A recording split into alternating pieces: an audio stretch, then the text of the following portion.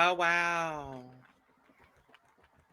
And Mike still with, yeah, it's fine. It is what it is. We'll get there.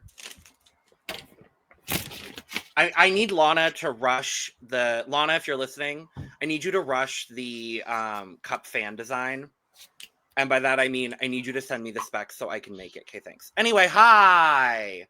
Welcome to The Cup, the Currently Unnamed Podcast, where we put the real and the tea in reality, and you can always come to us first to quench your thirst. I'm Logan Murphy. Say something gay. Gay. I've got all my drinks on hand. I've also got my cup mug. I'm excited to talk about this finale that certainly does exist. And you can get your cup mug and all of our other merch at lonagcreations.etsy.com. That link is in the description below. We do ship internationally, so there are no excuses, and we have sent orders to the United Kingdom. So we ship there. And for the final time this season, I will be sending Cheryl home, and I thank you. I had to take a couple weeks off of sending Cheryl home. You know, she had a couple of safe weeks. That's all. Poor shit. Cheryl's been eliminated more times than Naisha Lopez.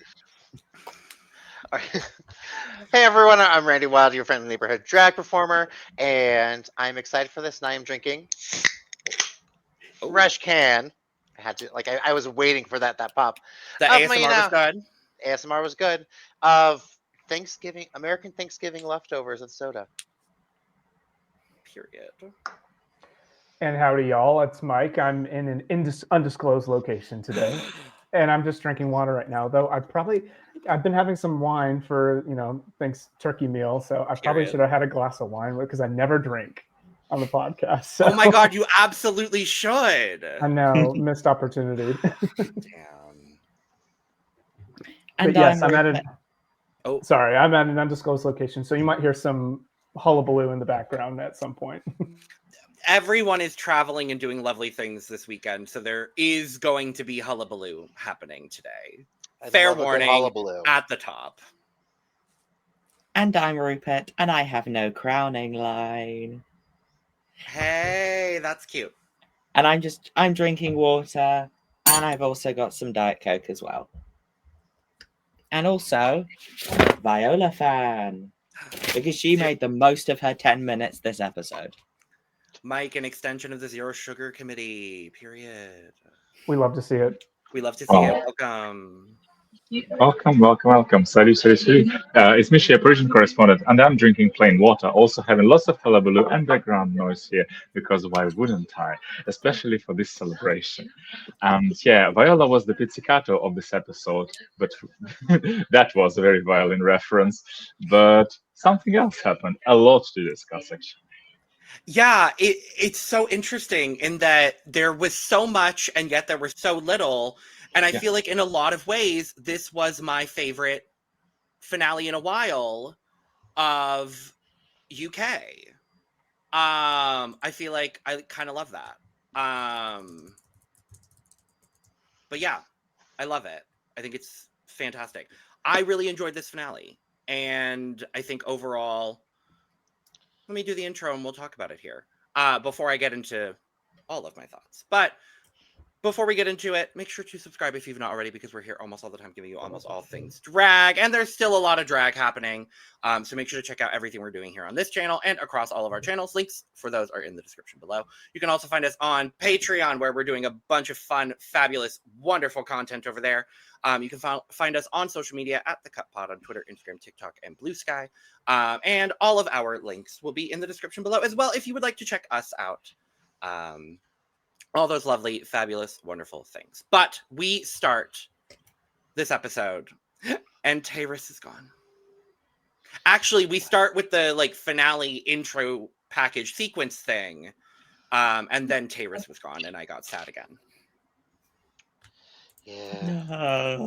Yeah, it doesn't feel right. There's kind of you can feel the energy of the workroom is much less jolly, and I think that shows how much Taurus brought, the heart that Taurus brought to this season. And it's really sad that we're not able to see Taurus in this final episode here, because that would have been a fun celebration of Taurus's drag.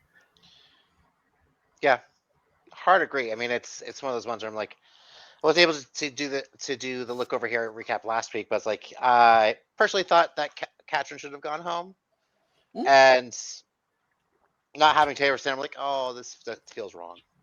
She should be here. Right. We love Tyrus. Oh yeah, no, love Tay, big fan, huge. We talked about it last week as well. If you did not check out our last week's episode recap with Nyong Bella, where she talked all about how she also loves Tyrus, make sure to go check that out as well.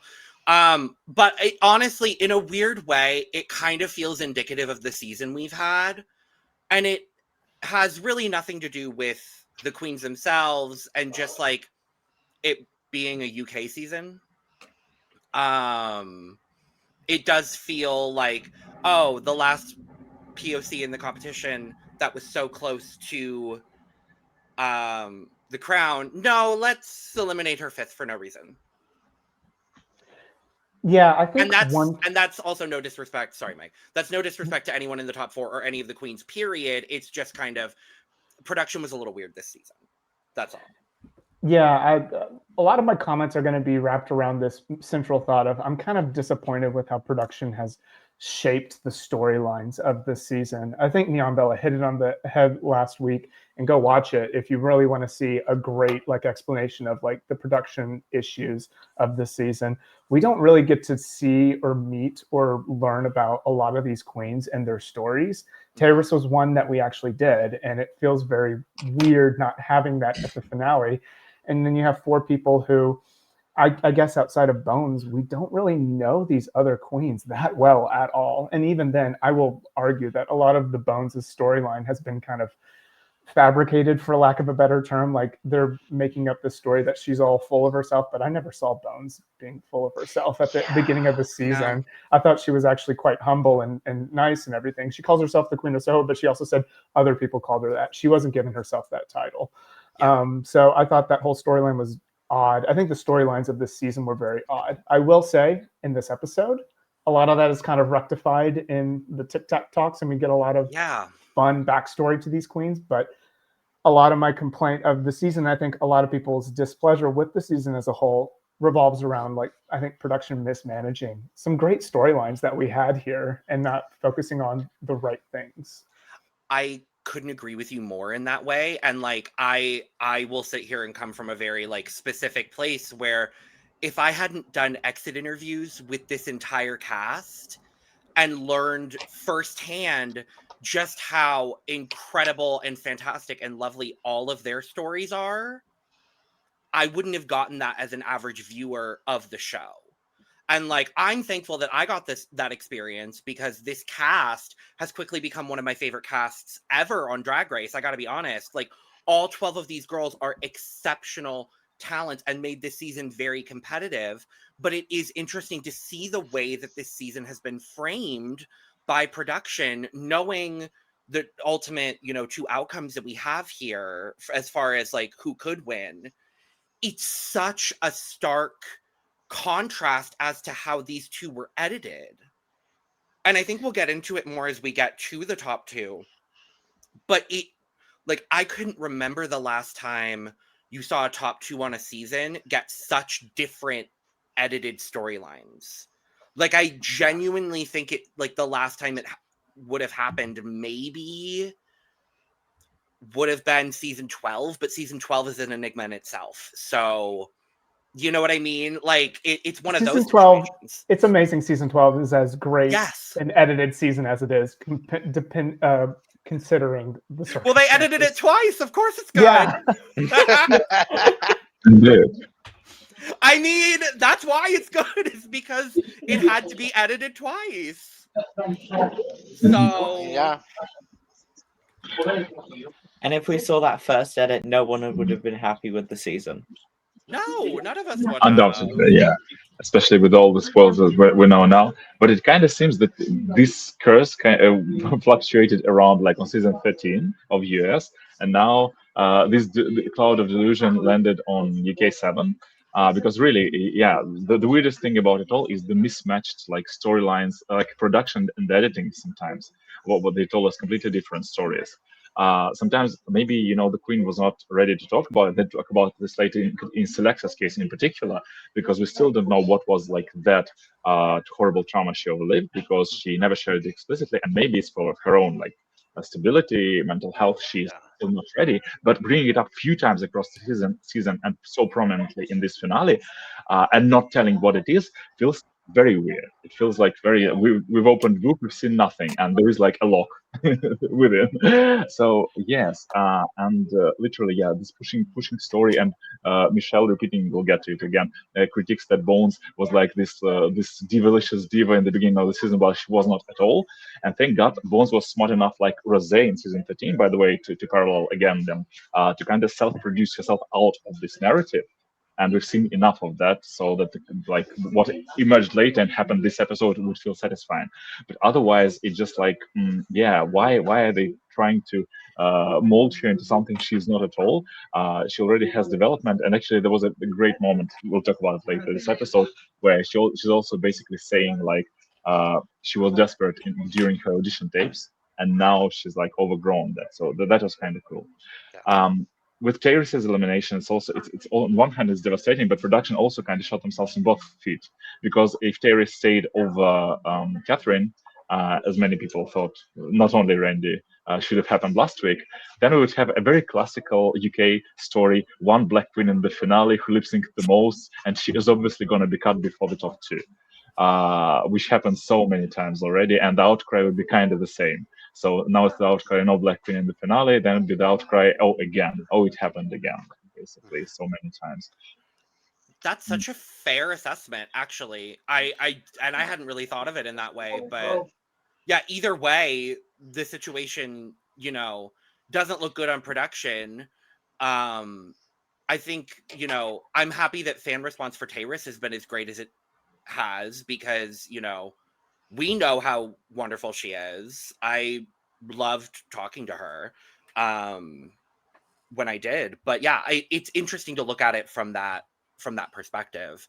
And we kind of see that unfold as when they're reading the mirror message, it is the widest iteration of rap, bap, bap, bap, bap I've ever heard in my entire life. Oh God! And I was just like, and it's no disrespect to any of these queens, but they're all so white. And it's just like, it really was like, okay, major shift in, overall tonality before the finale. Not necessarily a bad thing, just like, that was one of those moments where I noticed it specifically.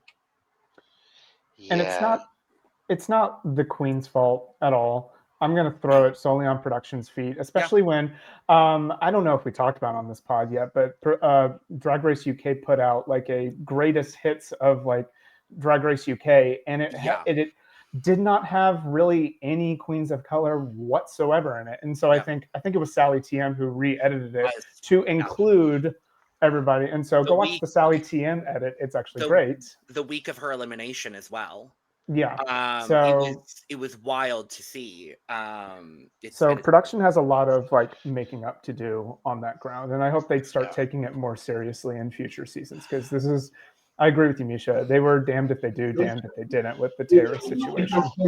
Yeah, and also just to recap my thoughts. Sorry, just like the last two sentences, I wanted to say that one good thing they've done this season overall is try to redistribute the wins more equally, because we've also had this notorious UK problem where we have two mega players with 4 wins each, volleyballing, tennising between each other until the finale. And now we had like 0, 1, 2, 3, and the queen with 0, namely Catherine, actually didn't catch any like hate, or nobody was like with Joan Bus, okay, why is she in the top 4? No shade to Joan Bus, but some slight shade to the production of that season, UK4, of that series. But also the weirdness kind of continues for me, because last year we got probably the best UK season ever, one of the best Drag Race seasons of all time with UK6. And the production doesn't even seem to be cracking under pressure to deliver on that height, because they decided, okay, we have no pressure at all, we'll just do some random things, or we're just going to change the whole team. who's gonna like blindly do something in the darkness, and that's somehow it felt in the editing room and whatnot. So yeah, it's a bit upsetting that we got such an amazing cast, but really they're all kind of underdeveloped and the potential was not milked. So I hope they learn and they'll do it, coupled with equal distribution of wins for the next season, and no freaking lucky cow, for Christ's sake, no lucky cow ever. It's also, I personally do hate those like bring back from eliminations. It's like if you don't want to do an elimination in the first episode, just say we're not doing an elimination in the first episode, because having the lucky cow or having something like that is just going, oh, we just want to, we want to start by pushing manufactured drama. And one thing I do actually like about this season, and I think it's more the queens pushing back on it than it is actually production, is there really wasn't any manufactured drama, because they were, like, as you were saying, they were trying to make Bones, they're trying to give Bones the villain edit. Yeah. But we never really saw Bones do anything that would have been villain edit, and actively like pushed back against it at times. So it's like, it's like, really, it's like yeah. I've told Logan this. I hate the whole manufactured drama bit of reality TV, especially in drag races and things like that. And so it was nice to see the cast pushing back on it a little bit. Like, this was such a best friends race season of Drag Race, and they really could have edited it that way, and they chose not to. Like, there's countless footage. They could have changed everyone's storyline and lent into the fact that this is, I would say, maybe the second most competitive season of UK Drag Race we've ever seen, behind season 2. And that's no disrespect to any of the queens that have been on Drag Race, but this specific cast, and it's all production. I'm going to put all of that on production as well. Production put together a very round group of girls where throughout most of the season, you were like, I don't know who's going to win this season. And they could have edited it to have that kind of competitiveness, because there's footage of it. There's footage of it. And they chose to go with this manufactured drama, or at least attempting to. And I love that the queens were like, no, we're not going to do this. Like, I think of Celexa after the Rusical calling out Bonnie for her thing, and Bonnie, like, for her commentary, and Bonnie's just like, no, okay, I'm sorry. Like, I stand by what I felt, but I'm sorry you feel that way, basically. Done. I'm like, thank you, and I just wish it was edited more in that, like, best friends race kind of way, because that's what makes oftentimes for a really great season of Drag Race. Yeah, they're lovey-dovey seasons that are really, really entertaining, and I wish that production would lean more into it rather than this manufactured. Yeah, exactly. 9. I agree. 9 is a great example. One of the best. I also think I would say 14 as well. I was going to say 14. Yeah. The only thing is, like, they wanted to make Diabetti some villain, which she was just honest. I don't think she was that much of a villain at all. They got their one drama moment with Jasmine and Maddie, and it sustained the rest of the season. But overall, it is a really good season of Drag Race. Those are 2 great seasons of Drag Race that I think of. Canada too. Yeah, also very breast friends vibe. I was gonna say Mexico 2 as well. Mexico 2 was very, very equally competitive, where a lot of the girls, like the early out girls, we were like, oh my god, but they're so good, and like the talent is there, and then you end up with a kind of surprising winner. And I love Lexa, but she is really surprising, I would say. A very surprising winner. And I won't say that that's exactly how I feel about this one. I thought, based on the edit of this episode, someone else was winning. 100%. Really? Yeah, 100%. Also, and I guess, yeah, go ahead, Randy. And then also, based off the edit of this episode, Logan and I watching the episode together, we had 2 very different top 2s. Yeah. two very different top twos going throughout the episode until it was announced. Oh, it felt like, and we can kind of get into like the Tic Tac lunch final challenge versus the UK format. We'll talk about it because it was really good. But getting into like the entire midsection of the episode where we get the storylines, we finally get to know some things about these people, which was quite delightful. And I usually hate this segment, but it was quite delightful. I also might have been very full from Thanksgiving while watching this, so that honestly may have made me a bit of a softie when it comes to the Tic Tac lunch cry because your parents are here segments. But I did find the way they did this one really sweet. But I came out of the Ru and Michelle interviews saying, "Oh, Selexa's winning this season of Drag Race." I will say she had a lot more spotlight on her in the Tic Tac launch. Also, I agree. I'm not the biggest fan of them, but I was like in my second glass of red wine by this point. So I was. Mike was very happy at that moment. Same but different. So I think Logan was also very like, oh yeah. I just felt like this entire season it was just either Elle or Bones. I always felt it was going to be Elle or Bones, and I kind of leaned towards Bones because Bones was giving this. She's a diva, but she learned the error of her ways, and now that she's going to go on to win, it's kind of like Violet Chachki's like manufactured storyline from season 7. So that's since it came up to me, I'm like, ooh, I've seen this story before, so that's why I kind of felt like Bones was always going to be the winner. I think that's fair too. It'll be interesting to see like how do we feel upon reflection.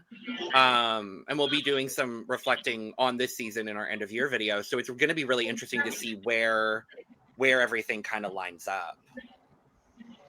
But yeah, I came out of it personally being like, I think everyone's was lovely. But Selexa for me had the most poignant of the storylines that was developed in this episode. And honestly, of the edit, I think she, like, if I had to guess, I think Selexa dominated this edit, which is very interesting given the outcome we got. Yeah. Yeah, this episode really reminds me of the UK6 finale when we had such a clear top 2. But we had one person who got cut who I think did incredibly well in the episode and genuinely could have deserved a top 2 placement with one of the other 2, that being Marmalade from UK6. So I think that finale episode was one of Marmalade's best showings. And I think this was also another incredible showing for Selexa because the best thing that Bones had in this episode is that she came in with confidence and she came in with momentum. Yeah. Because after bottoming, because after having a very rough middle, then winning the last 2 challenges, including the roast she was very nervous about, then going back into a challenge that she won and was confident in, I feel like truly helped her. And I think that's the biggest thing that really helped Bones win. But I do think that was... It was all Bones' mom's tap dancing without music. That's what made her win. Oh, that was so cute. It was so... I loved it. It was better. cute. Also, the fact that all 4 of the parents look so similar to the children as well. Oh my god. They look so similar. If they actually did like make someone in your if they would have done like a family like if they would have run Katrin's dad into the makeover challenge. Katrin looks so much like her dad. We would have had it's like bring me an old Katrin and a young Katrin, Right. You're so right. And actually, sorry. Also, Elle's mum and also Selexa's mum as well. They also look so sweet. Yes, they are. I went to the Clapham Grand to view the episode, thanks to Nyang Bella. You are incredible and I love you. And I did actually see Selexa's mother out there, and I was so tempted to say hi to her. But she was having a cigarette and I was like, I don't want to do this This feels awkward. That feels like- so correct, though. That feels so correct. Yeah. Also, just I like a love that. random gay person at the Clapham Grand walking up to you, being like, "Hey, I love your son. Can I have a picture with you?" Honestly, so fair. And it's like with the TikTok luncheon for TikTok luncheon for me, also I was a lot more emotional than I would have been normally, because this is my first Thanksgiving without my dad. And so like during Katrin's interview, I'm like, keep it together. Don't cry. Mhm. We don't need a weeping Randy on Thanksgiving. There are enough Correct. emotions at Thanksgiving. You don't need to add another one. Correct. No, it certainly was. It was sweet. Mhm. Micha, I'm gonna cut to you because I know you were you popped in earlier to say something. Sorry.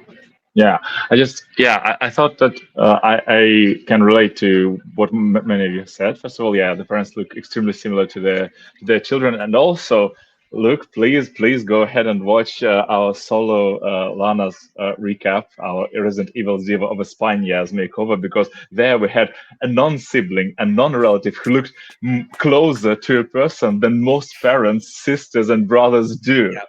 And they're even not blood related. And it's like, oh my god, this is not even epigenetics. This is some metagenetic level of functioning. Because how on earth?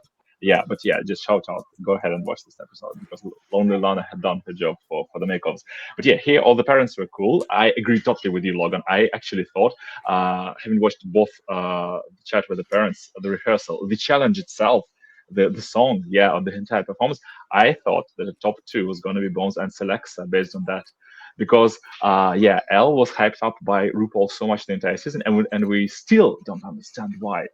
Yeah, as Pet Shop Boys had taught us, I didn't care and I still don't understand. No, I do care for Elle, just not as much, bro, maybe as for other finalists. And that's not me. That's the editor's job. That's like my Yeah. ex-colleagues at the BBC have it up. And they still did it for the last episode, despite the fact we at least finally somehow got to know bits and pieces about Elle, somehow. But she was clearly overshined by Celexa, both in the interviews with her parent and in the performance. So yeah, I thought this is Celexa, and especially, yeah, I'm talking probably this slightly ahead of time, but just to wrap this entire Celexa thought, during the critiques, RuPaul has said a thing which he never said, they never say about pretty much anybody, saying that he would love to watch Celexa all his life or for the rest of his life, like something to that sort. And that is where I boomeranged back around, because after the performance, I was like, oh, okay, it's pretty even. It's pretty even.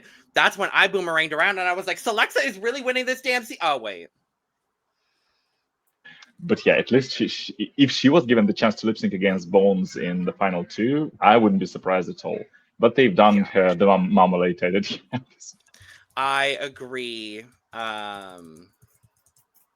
But did anyone have any other things from the entire midsection of the episode? Are we counting? Yeah, the Kyron Trax's watch party. That's what I was going to bring Yeah. up.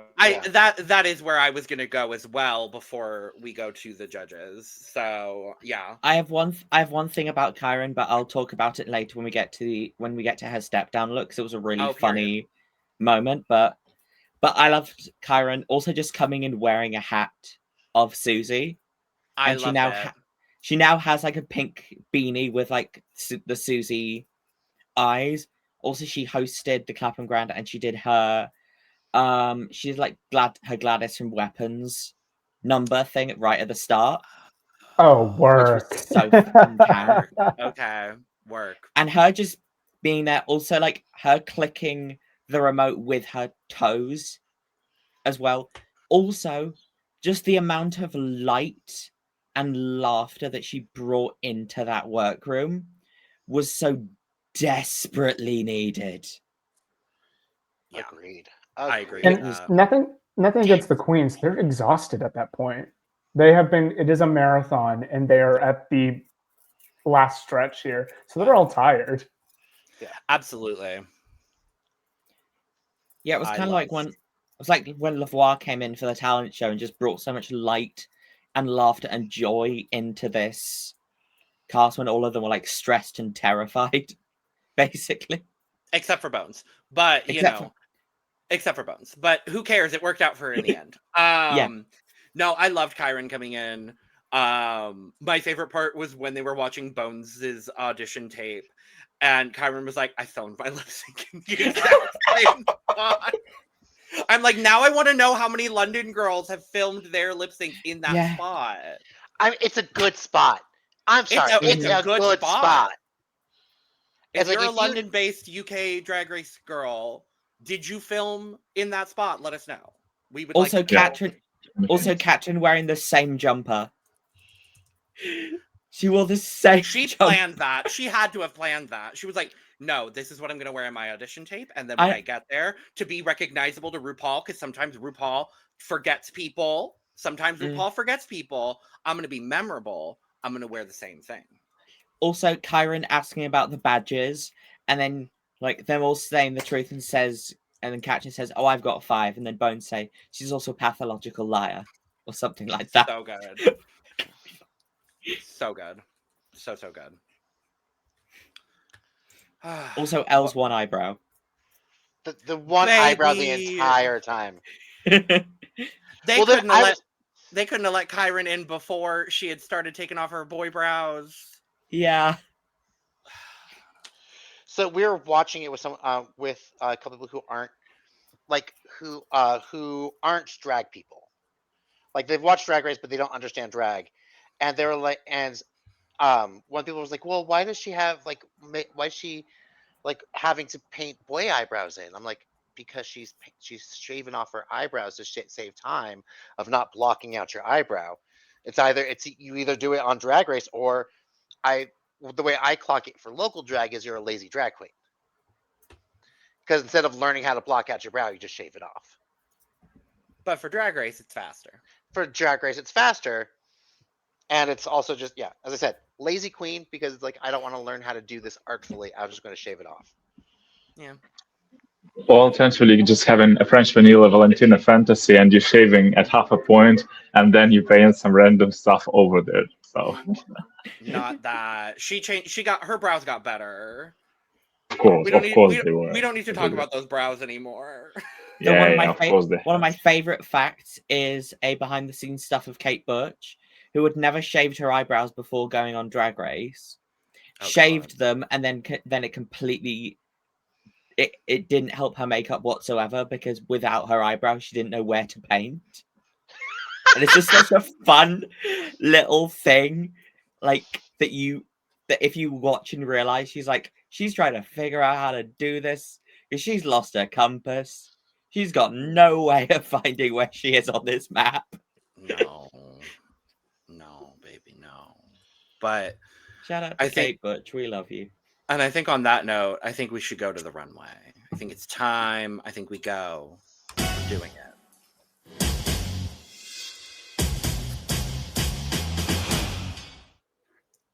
Oh, and Randy is also here.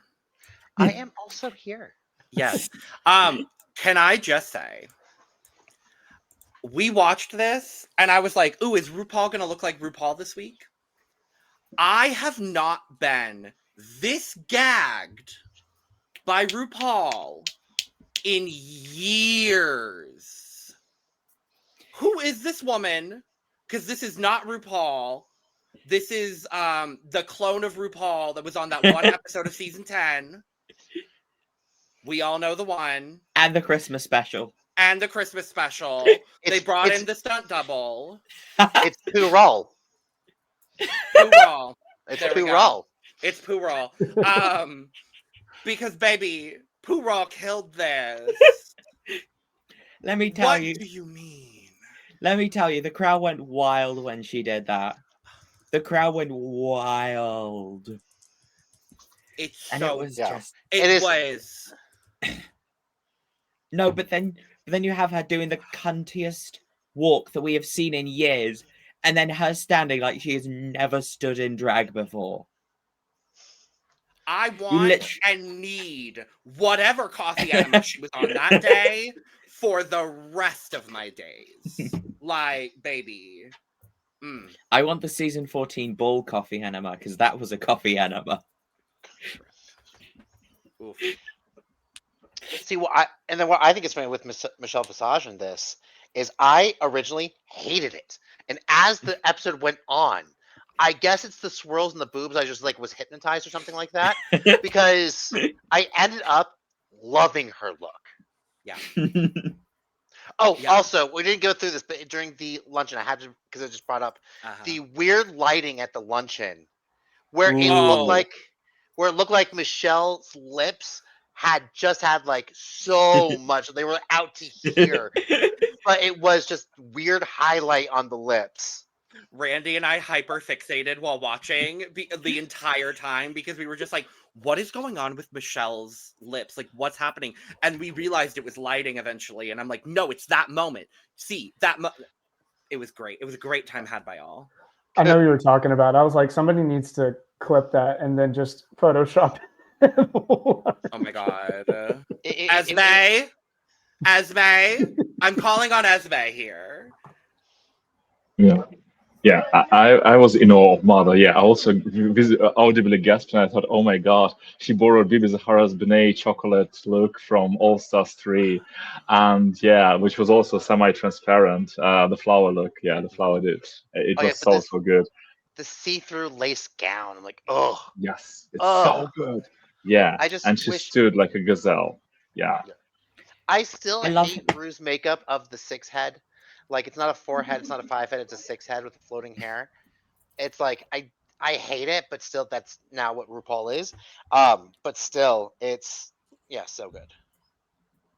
I mean, I also love this look because it's also a very sharp contrast to her promo look. Because her promo look was the silver gown with the similar detail. And then with her doing a full black look, it is stunning. Also, RuPaul is just standing in front of that wig. You cannot tell me that there is a beam behind her back holding that wig up. She is just standing in front of it. And that's just what it looks like. No, remember, it's not RuPaul, it's Purol. It's Purol. That's why. Unfortunately, they both use the same. They both use the same wig stand for standing in front. Oh God damn it! Wow, that's exactly. Well, British Purol. That's for conspiracy. Right. Well, I also think. Go ahead, Micha. No, sorry. I just want to say that Purol looks amazing because after the shot of substance, that RuPaul transferred into Purol, and that's how she can stand into this position, and her knees bend as they should.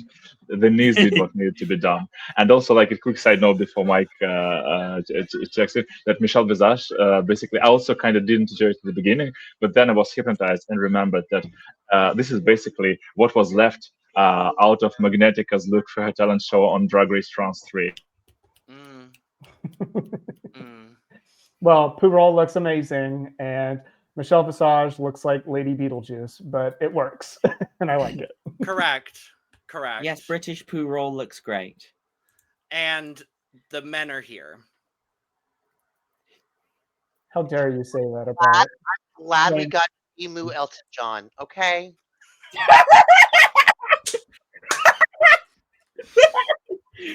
Yeah, I hate this jacket.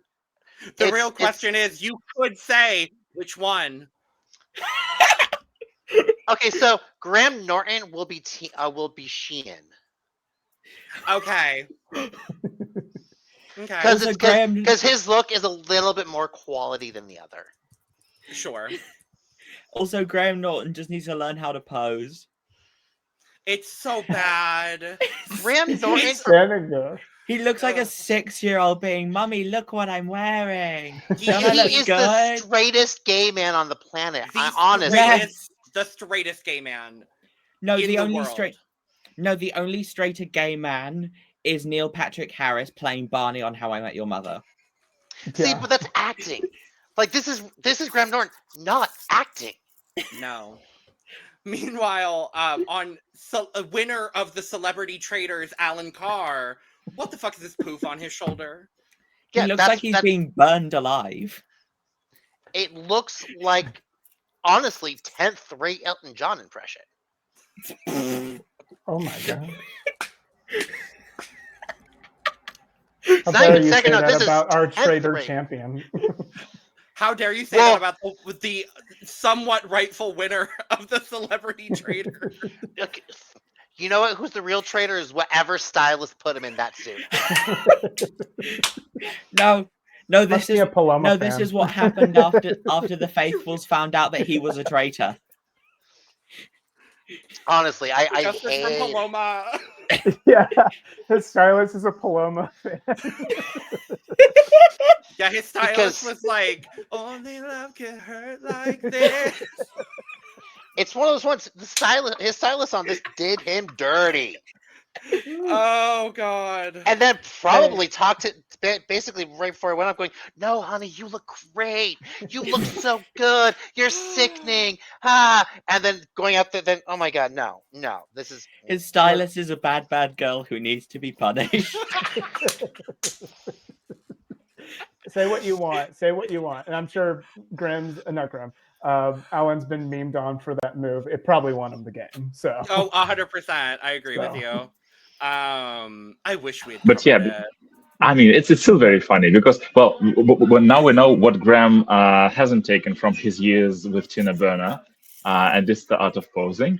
And as No for, one said as for Tina all- could pose. Yeah, well, well, no I'm one said kidding. I Tina love you, could. Tina. No, We all love you, Alan Tina. took something from Tina.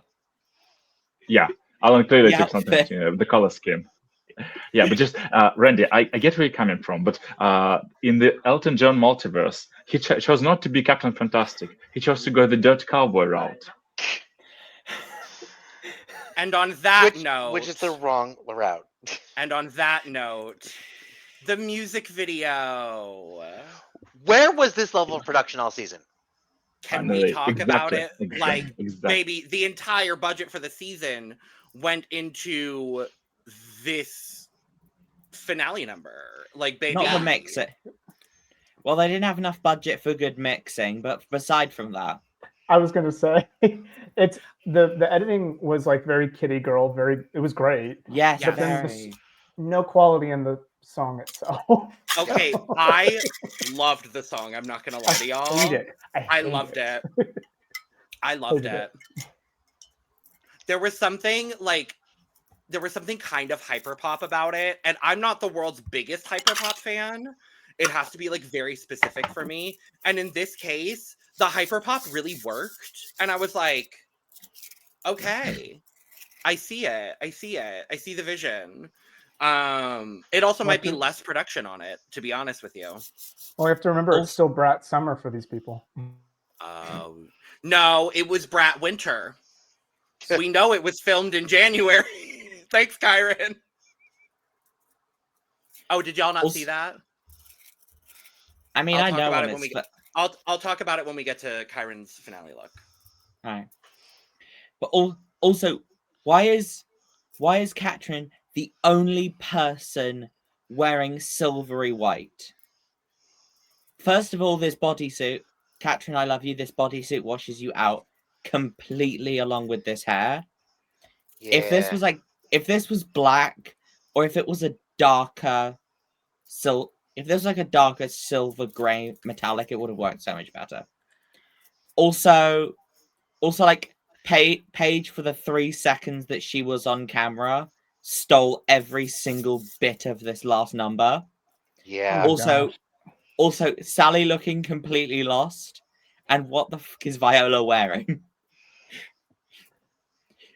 I agree about Paige. Paige was like, I'm going to make you regret that you eliminated me. Mm-hmm. Every second, she was like, yeah. Also with Elle's verse, finally two money guns that actually worked, which is a shock for Drag Race. I mean, to be fair, that's a shock for money guns. Money guns in general, other than being dumb as hell, I hate them. I absolutely hate them in general. But but it's like they are always they either work or they don't, and it's just always such the biggest gimmick. Mm-hmm. I'm gonna gush about Celexa's look. The first of many looks Uh-huh. that she gives that are just amazing. I thought she looked the best outfit wise of the ensemble. That hair is insane. Oh my gosh. Oh yeah. Oh So yeah. good. And one thing I do like about Selexa's look in this is that it's, yes, she's still wearing a breastplate. It's a breastplate that fits with the rest of the look and doesn't distort the line in weird ways, Mhm. which has not always been the case with Selexa in things. Because sometimes she has worn breastplates that were like a hair too big and distorted the line of the garment she was wearing. That in a way that I don't think she meant to. This one, the breastplate was perfect. It was so good. Mm-hmm. I think she really has perfected like her silhouette, the aesthetic of each look that she has. And I'm going to say it, of the packages that we saw are going to see tonight, I think Celexa had the best looks of the episode. We'll get into it, but give her her flowers. She had an amazing finale. Mike, she was tucked the entire time. How did you see her package? Sorry. No, and what's so interesting is that's what we've gotten all season, and it feels like the judges are only just now getting how good Celexa is. Like, that was the frustrating part, because we've been singing her praises since the start of the season. Like, Celexa has been a major player in this season, and from the edit, you wouldn't necessarily believe that. Like, going into the finale, it was kind of like, oh, bones are L are bones, bones are L are bones. But like, if you look at fan reception was a lot more distributed across this entire top four, which is great. I love to see that, because I think all four of them are incredibly talented. But going into this finale, I was like, who do I want to win the most? Honestly, Celexa, because I think she's been the most consistent. I think she's been the most fun this season, and I've really enjoyed connecting with her story. Unfortunately, judges didn't agree, but I do think she has been just the most consistent person on this season by far. Hard agree. At least in my mind and Randy's. I mean, I came into this entire episode up until they announced the top two, going, it's Bones and Celexa. No, there was no doubt in my mind whatsoever. Like, it's Bones and Celexa. Yeah. So when it was announced, I'm like, what? I will say, Okay. from a production side, I know we had our like qualms about the actual production of the song. In the context of finale remix verse challenge songs, I loved actually the way that it was split up for all the queens. So that way they had like a smaller 4-bar in the beginning, and then they had their full 8-bar towards the middle of the song. Like, I really appreciated that, because it shows that, at least, if production is halting, progress on certain other things that unfortunately we just can't change at this point, at least they're listening when it comes to like the technical side of the show. And I thought that way about last year's finale as well. I think that final 3 song is one of my favorites as well, because it was so different, and it feels like finally Drag Race is catching up to mainstream. Because mainstream caught up to Drag Race. Now it's like, okay, Drag Race has caught up to mainstream. And I kind of love that. I'm really excited to see like what that means for the trajectory of like the next couple of seasons we get. Because if this is any indication, like, this year of Drag Race has been very, very on the pulse. And I kind of really like that. And I like that direction that Drag Race is going as well. And this was a great example of that for me. And I think all the girls absolutely killed it. This is, for me, and I get the production side of things when it comes to the actual song. For me, I think this is going to be one of my favorite finale songs in a long time, like across franchises. I just had a lot of fun with this.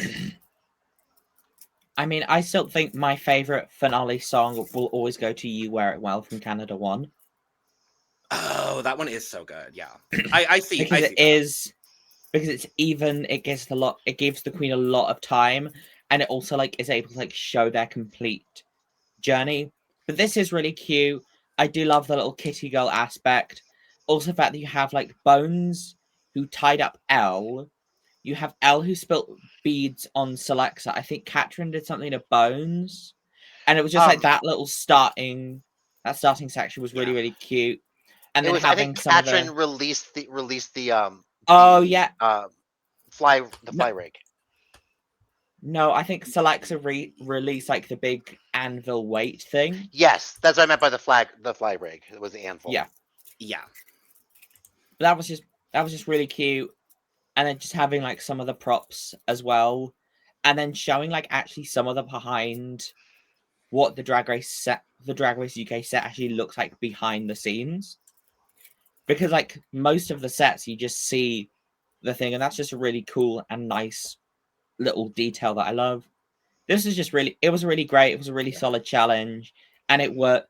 And you can see why they do it for a finale, because it ends it on a positive note, and also like just all the queens coming back doing a cute little performance is great.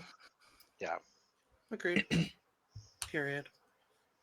Any other thoughts? Yeah.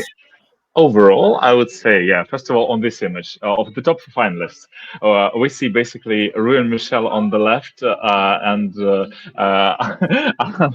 Alan and Graham on the right, from how we said on this episode. Not this. The top two, eight, and the top shade of it all.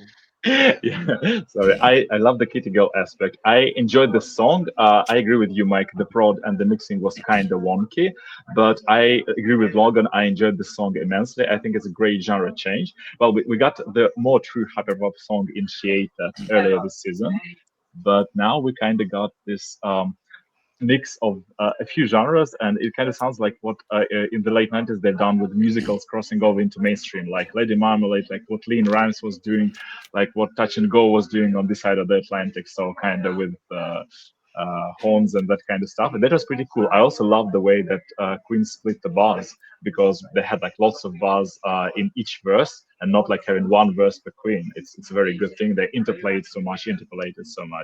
The fact that Elle sang, I mean, yeah, that was brought up by judges. It was a good contrast.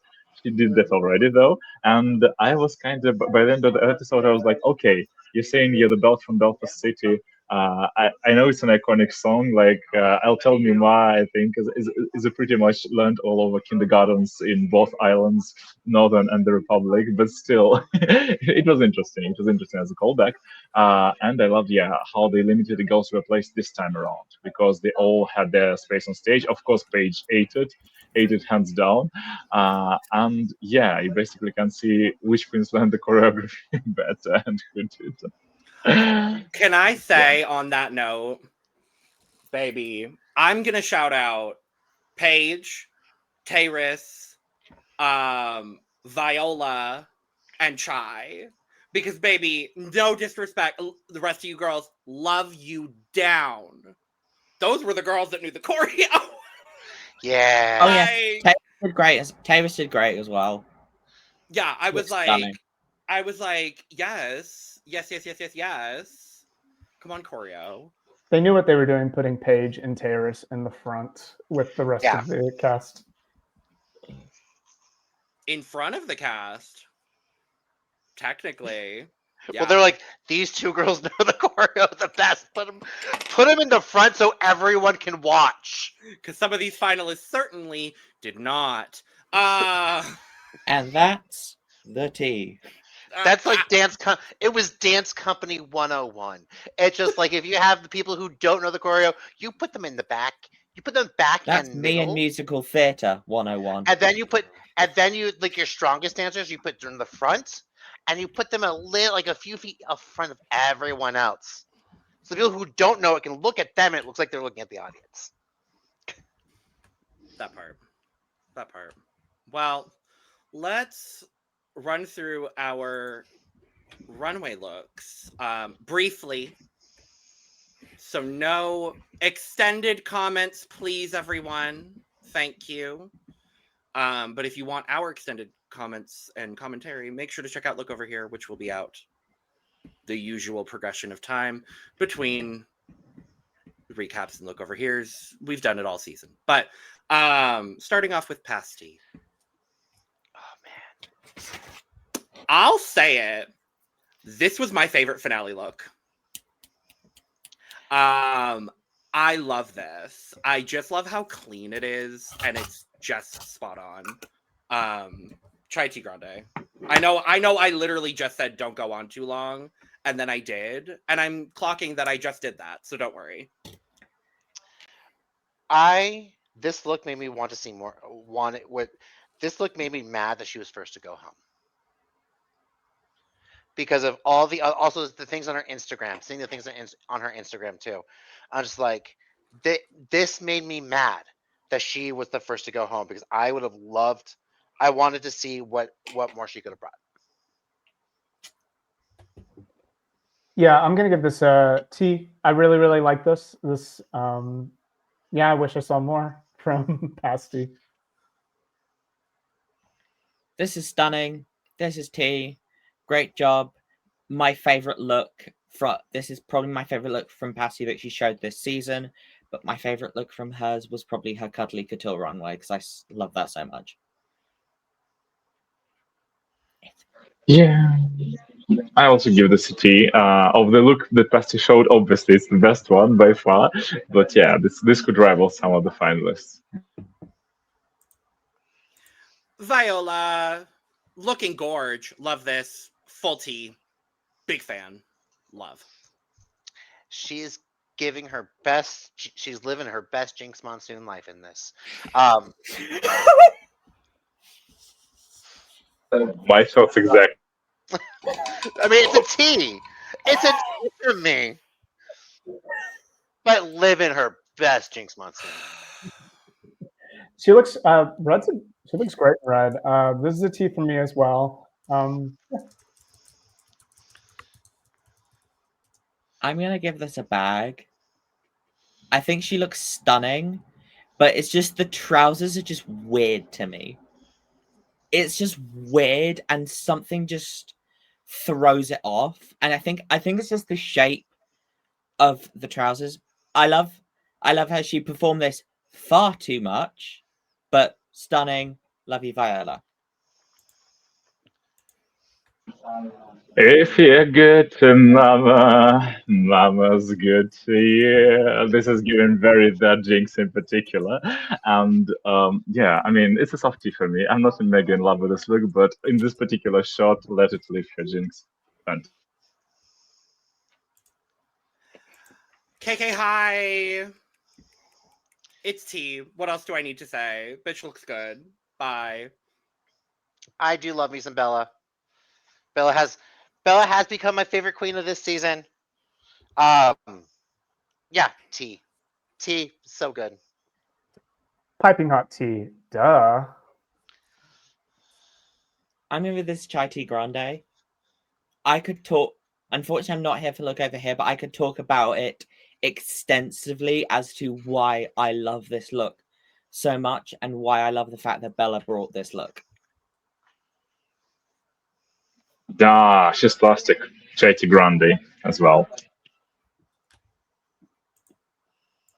Speaking of Chai Tea Grande, who for me is getting a Chai Tea Grande for this look. It's so perfect. Perfect. It's cultural. It's beautiful. I love the fact. This will sound. I'll talk about this more and look over here. But also to do anything in drag barefoot will always bring up some criticism. And the fact that she did this and it's still amazing, yeah, Chai Tea Grande for me. This is going to be a T for me. It's stunning, cultural. Love that Chai Tea got to get a sash while wearing this gorgeous outfit. I'm giving this chai tea grande as well. I wish she had some sort of headpiece or some slightly bigger hair, but I love this look. This look is stunning.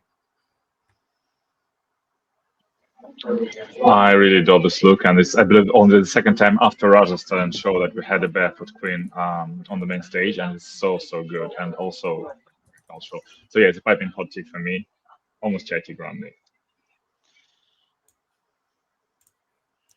Sally TM, who is also getting just the hottest of possible tea for this look. I love this so much. So good. So good.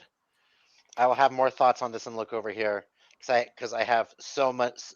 There's so much to talk about in this look alone. So this is piping hot tea. Love it. Gonna be honest, I didn't really care for this look. It's a slight bag from me. Okay. It's fine, Mike. You can be wrong. Bride of Frankenstein meets Marge Simpson, Chai Tea Grande. This probably is my favorite look from the Eliminated Queens. This is Chatty Grande for me. This is the mic drop of a look, not the mic who dropped on this look. So yeah, sorry. I dropped this look. Yeah. Wow.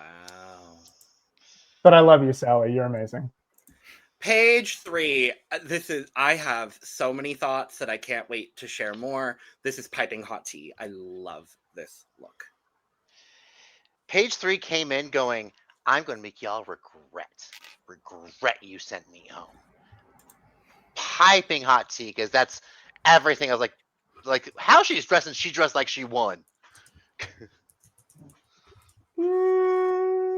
This is also a slight bag from me. There's elements I like, there's elements I don't like. Oh, don't worry, you're also wrong too. In some ways. The girls are fighting. What's black, white, and red all over? Page 3. T. Per. Her, Chatty Grande for me as well. Never expected this from Paige. Yeah, and love how Mike is being the voice of dissent here. I do love that it's because it's not normally Mike. I do love that. It's usually me. It is. And me on occasion. Bonnet. This is T. Simple, classic, beautiful, with just a little bit of that dial turned up in the most perfect way. This was Piping Hot Tea for me. Hate the wig. If it was a different hair, Piping Hot Tea. With this wig, this is tepid tea. Ooh. Oh my gosh, we agree on something, Randy. I don't like this wig either, but it would have been a Chai Tea Grande if the wig was different. But this dress is so stunning. I have to give this a hot tea. It's kind of reminding me of Manila's. Like, it's simple and elegant. It reminded me of that from All Stars 4. Amazing. Even from season 3, she was pineapple, right? Yeah, I was thinking All Stars 4. I'm giving this a T. It's nearing Chai Tea Grande. I just wish the gown hit the floor. I'm going to be the voice of dissent for the wig. I think justice for greasy ass wigs shaped like something punk. I mean, yeah, that's where all the grease went into. For the John Waters of it all mixed with Manila, I'm giving this a hot tea. Fair. Terrace. It's hot tea for me. I love this so much. And I think the podcast's collective favorite color, if you polled all of us, it would be the top answer. It would be purple. Probably specifically lavender if we went that specific. Yeah, this looks so good. I have some. I will get into this and look over here. I love this look. Absolutely love this look. I have some issues with the construction of it because there are some construction issues with this look that I can get into later. But she looks stunning and amazing. This is piping hot tea. Lavender is Terrace's color. I also love this wig on her. It's amazing. Piping hot tea for me. I love this look on Terrace. It's just for me, she's got a bit of a 7 head. But I'm giving this a T. Okay, first, quick side note. RuPaul gave when Terrace was working, the producers included the face when she's looking at somebody with the bottom to smile, and I kind of hated that them for this because I don't know if it was literally directed to Terrace or was it because of what Terrace said during her elimination, but that read very wrong and very weird. Side note aside, this look is Chatty Grande, even despite the fit issues of the body corset. I still love the way it's rhinestoned, also in lavender, and this looks gorgeous on Terrace. And yeah, let her be that lavender armor shining knight for us, Chatty. Bones. It's tea. We were watching this, and I turned to Randy, and I was like, "Is this who Bones is?" If so, I love it. She's been very versatile this season. I don't know whether that's a good thing for her or not. I'll let her decide. But no, this is tea. I love this. This is like giving future Dune Benny Gesserit amazingness. I love it. This is like piping hot chai tea grande. This is the best. I literally turned to Jonathan and said, Benny Gesserit realness. It's Yes. This is chai tea grande. It's so hard to make a black on black on black look so textured and silhouetted, and that's so perfectly done. The hair is amazing. I love the shape of it. I love the color. Top to bottom, chai tea grande for me. Evil Leia looks great. Tea. I'm going to give this a Shady Grande specifically because she proved to Viola in particular how being a spider is done, being a Black Widow on the runway. And with that makeup, and with that makeup, she really looks just as for starlight because she does look like she taped her face. And that came in handy also because during Untucked, that was the face of Bitch, I'm better than you for Viola. She was really like a busy girl from Tuvalu. Exactly. Both parts a little naughty. She's good at what she does. Yeah. Katrin feelings. Okay. Can we stop doing Material Girl for finale dresses on Drag Race, please? For the love of everything good in the universe. Challenge level impossible.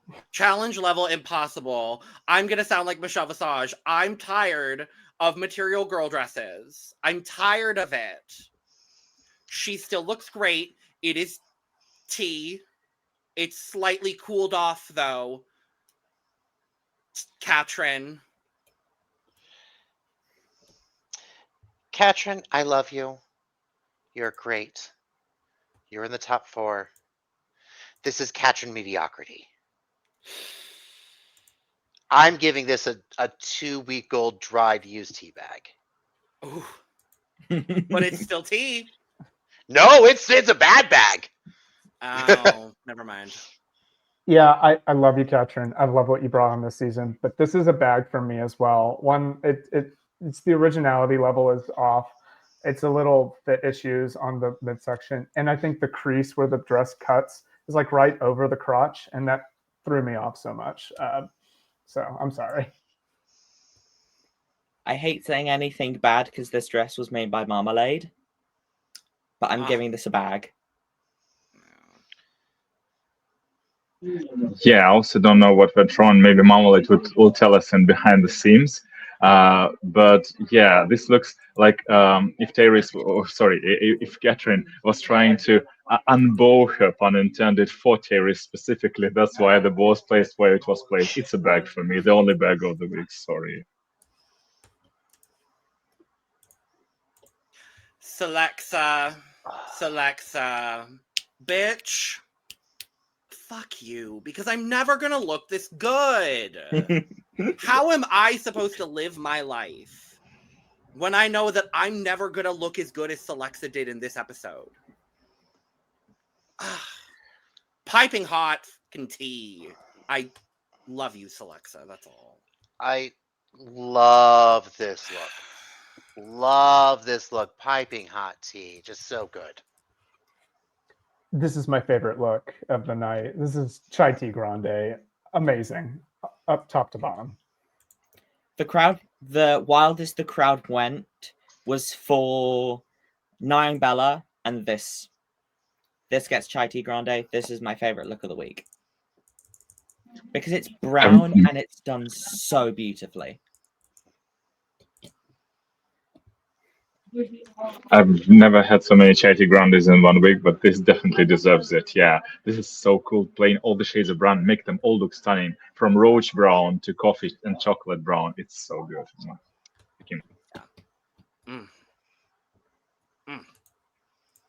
And last up, Elvosk. And this is tea, because I think, on other people, it may not necessarily make sense, but this makes so much sense for where she's at in her drag journey, what she's accomplished on this season.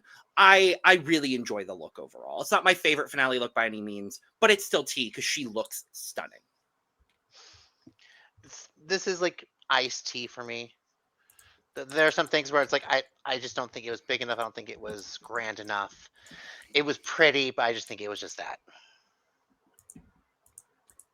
I do agree this works for Elle and Elle's brand, but this is going to be like cold tea, like the bag was steeping for 3 seconds, like just a little bit better than on the other side for me, because we've seen Elle look so much more stunning on the runway than this, in my opinion. This was Glinda, not the not very good bag. I wouldn't go that far. Hush, RuPert. Well, I'm gonna give this Ellie Diamond's Ulster sister from another mist a very, very warmish tea in which you just injected 2 ice cubes. Okay. Lovely, lovely. And since we're talking about looks, we'll end off actually with our step down look here from Kyron Thrax. And I'm so happy that we can finally say that Violet Chachki doesn't have the best finale step down look. I'm so happy. This is Was it incredible. Isis Couture? No, because This- most people still Bitch, say it that's was how it's done. Violet. Bitch, this is how it's done. Like the flesh-colored coat. Because at first I was like, okay, something's off with the color of the coat. It's not white. It's like inconsistent. And then I realized what it was. I'm like, oh, it's flesh-colored. It's like she skinned 5 people and put into. Oh my god, it was stunning and sickening. I'm still going to hold Violet's look a little bit higher than this, but this is among the best that we have seen in step down looks. This is among the best. She wore this after the viewing, and let me tell you, it looks even better in real life. This is so beautiful.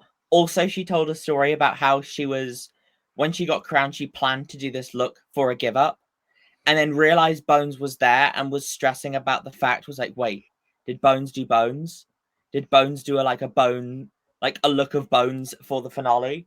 And she was so nervous and stressed about the fact that Bones may have done a bone look that she was like terrified about this, which was really funny. This is stunning. This is incredible. Great job, Kyron. Well, for me, both Priyanka's and Isis's looks actually outdo Violet in my book. But this is on par, maybe outdoing them both. I adore this. This is chai tea. This is triple chai tea grande, like from another world, resurrected with skeletons and redrunk again. This is so good. It's like given necromantic perfection. Yeah. Exactly. It's just both on Dragula. It could have been on Dragula and on Drag Race, and both look stunning. Mhm. So we get our final critiques. We get all of that. That it's all lovely and fine and wonderful and great. I just want to talk about Viola and this Untucked, baby. I don't care about anything else. Ma'am, Viola, thank you for making this finale spicy. And page 3. Viola. No, Violet I love did come in Paige. so hot. She loved did. it. I loved it. But she's like, this is my reunion time. This is my time to get it off of my chest. I loved it. So good. This is why they need to bring back reunions. I hate that they got rid of them. I agree. Mm-hmm. So good.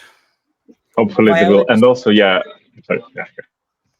just Viola calling out Katrin about her roast jokes. Also, my timestamp is if you go to that point, it is the Bones reaction face. It is Bones just being so over it. Mhm. So over Viola and just being like, Diva, I'm ready to lip sync. I want to deal with this stuff. Also, Paige freaking out the other girls saying that they voted to top 2. When I tell you the Clapham Grand, or like 3,000 people that were in that building, went deathly silent. Of like, Oh shit! What the? Please They were don't make all us like, live. oh, yes, they were all like, oh god, not All Stars 3. Every single person in that room was like, fuck it hell. They were all terrified about what the fuck was about to happen. And then when Paige said she was kidding, the sigh of relief that flooded that room could have God. cured so many people. What I love about that is all the other eliminated queens went with it. Yes. There wasn't anyone who gave like a face like so I'm thinking maybe I wonder if Paige told them that's what she was going to say. Did y'all, Paige, ma'am? First of all, hey, loved seeing you here. But it was such give a us the good tea, prank. Paige. Any of the other girls, give us the tea, please. Thank you. We appreciate Because it. the fact everyone was on board with that joke right from the beginning, I was like, that's fucking impressive. If that was It's in so the good. moment, that is fucking impressive from everybody. But that I was agree. such a good gag. I just remember being there, like the collective gay gasp of like, what the fuck? No. Don't make us was- live through All Stars 3 again. Exactly. We did it. Everyone was being like, wait, are they gonna make Katrin win somehow?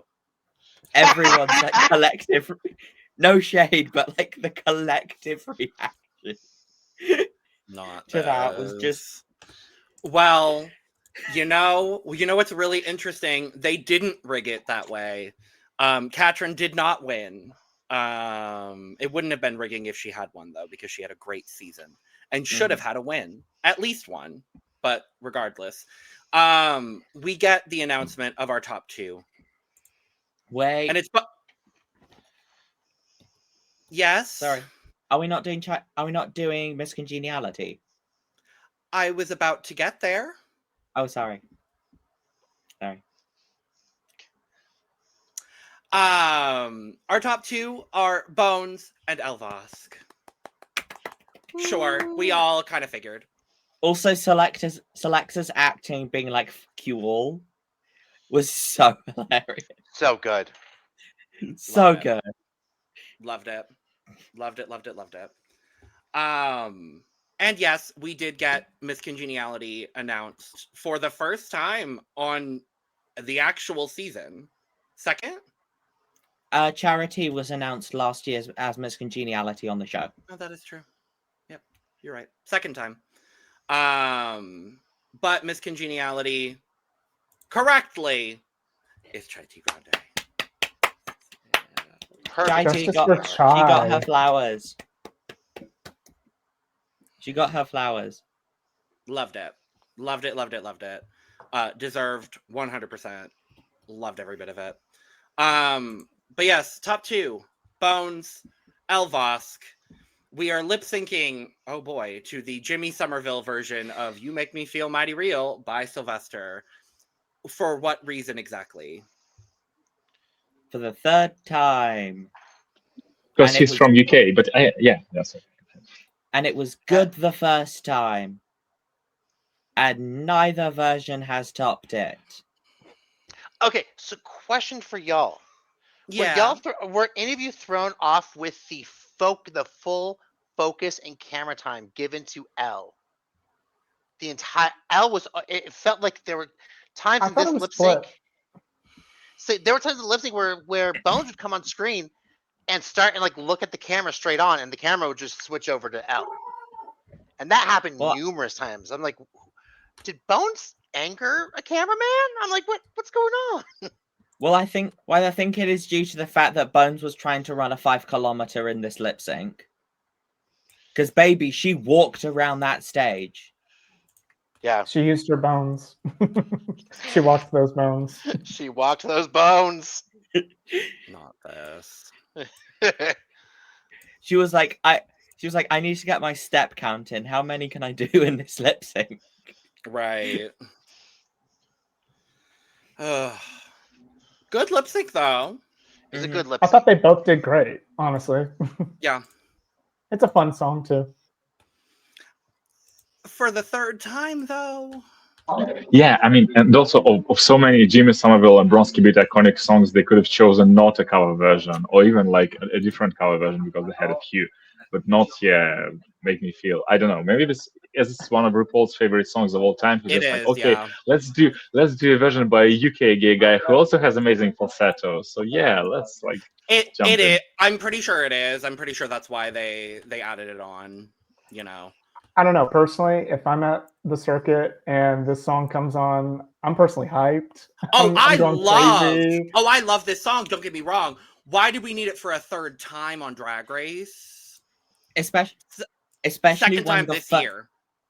Yeah.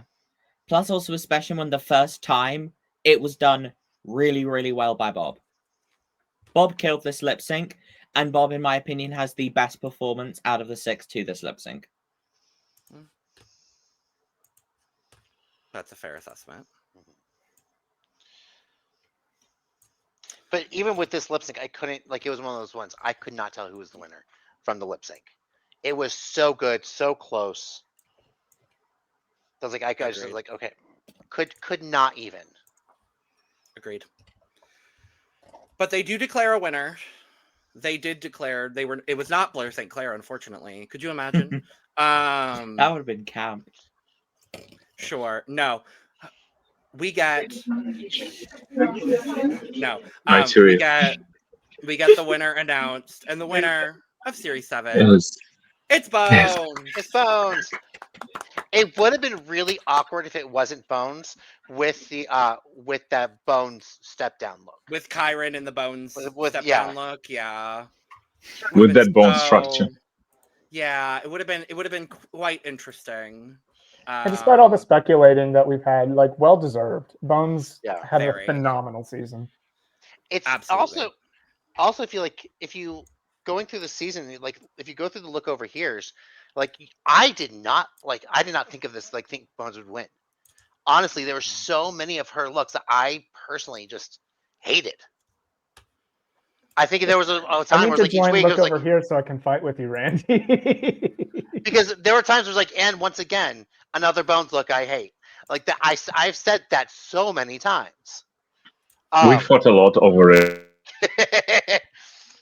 But it's like towards the end, she brought it, and I was like, okay, no, this is like she won me over. Mm-hmm. Truly. And she became one of my least favorite queens to one of my favorite queens. Word. Good time. Loved it. So what a good season overall. Just a good season of drag as well. Mm-hmm. Like that's what it comes down to, is just a very good season of drag. This season, I think, is the biggest like mismatch between how I feel about it and how I'm seeing the discourse online talk about this. Isn't season. it fun? It's wild. Isn't it's it wild. fun? Yeah.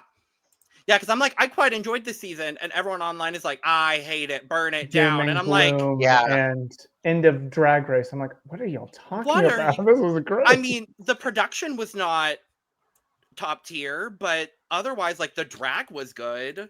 So are y'all just watching for the reality program now? Okay, cool. Go watch something else. Yeah, I think it was like there wasn't so much drama, and it was best friends race a lot of the time, and a lot of people don't want that. They want the bitchiness. They want But then we get Mistress, and then everybody's all upset, and I'm just like, what do y'all want? Do y'all want fights, or do you not? Like, make up y'all mind. Right. The truth is, even from the best friends Drag Race seasons, we've all, from each and every one of them, we got some iconic fights. So actually, all the fans complaints about this being like not drama-filled enough season are never worth a dime, because afterwards people start hating all the most drama-filled seasons, like seasons 11 and 13, which had lots of other problems besides that. But yeah, I mean, it's very like top season. Certainly. Well, we will be closing out this draft. What a draft it was. I didn't do that bad, so I'll take it. Not too shabby here. I do love that the one Brit that took part got last place with 69 points. Nice. So shout out to Eris for that. River ended in 4th on 73 points. I took a podium spot, thankfully. I'm happy about it. 3rd place with 77 points. And then you jump up to 2nd place, Lana, 90.5 points. But We have half of them here today. Congratulations, Mike and Jonathan! Your first draft win! Me?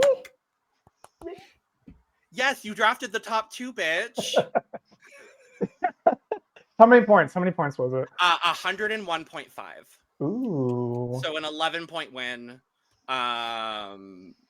Yeah, I mean, having it was very, very close, but having both Elle and Bones really shot you up. Had Celexa gotten top 2, things would have been a little bit more interesting. Mm-hmm. And how much of these can I transfer over to the Dragula draft? I need points over there. So I hate to break it to you, my love. Unfortunately, it's 0. But don't worry, I know your pain. I'm down there with you. I have no one. I have Sigourney and a prayer. I have no one. I will say, I felt like, another time. We'll save it for whenever we talk about Dragula next. But that has been season 7 of Drag Race UK. We've talked about it. We will be talking about the looks in full over on Look Over Here, so make sure to check that out. But in the meantime, thank you for joining us for this recap. Let us know what you think of this finale and this season overall in the comments below. Make sure to check out all of our other drag content, because we've got a lot of finales, a lot of, fun, lovely, fabulous stuff going on. And provided things stay the same, we should be talking to Bones here very, very soon. So stay tuned for that interview. Hopefully with all of the top 4, we're hoping. But and also thank you to World of Wonder and the BBC for letting us do Exit Press for this season, because this group of girls has been phenomenal. And we greatly appreciate all of them. So thank you for joining. Subscribe, like, and share on the way out. Make sure to grab your cup mug or other assorted cup merch on your way out. Follow all of us. Go support all of your favorite queens on this season. And with that being said, we're going to get out of here. Cheers, y'all. KK, bye.